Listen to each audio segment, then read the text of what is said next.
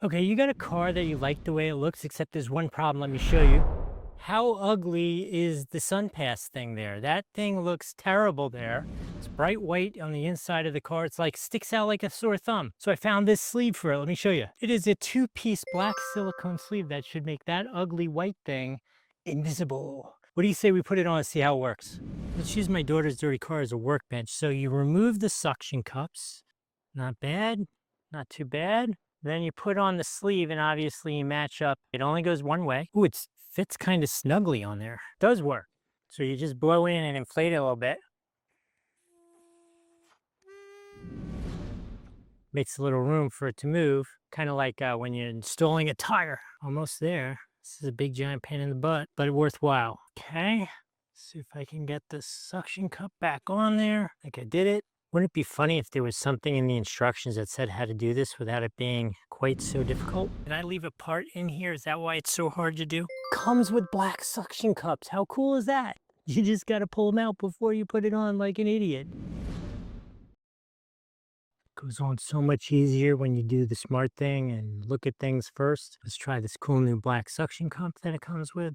That looks so good. So good. Let's get the other side on. This is so freaking cool. How cool is that? Let me install it, show you what it looks like from the outside.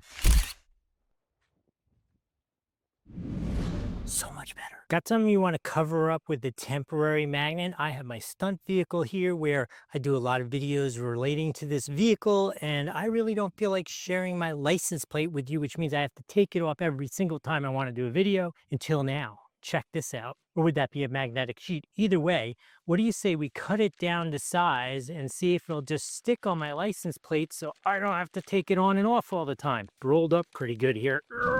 Got it apart. All right, let's see how I do it arts and crafts. Regular old scissor here. Cuts nice and easy. As you can tell, not exactly an artist. If this was art, we would call it the brutalist style. It's not exactly straight, but let's see what it looks like on there. Not sure how long or what we got to do to get this to be flat again. It is very sticky though. Let's see.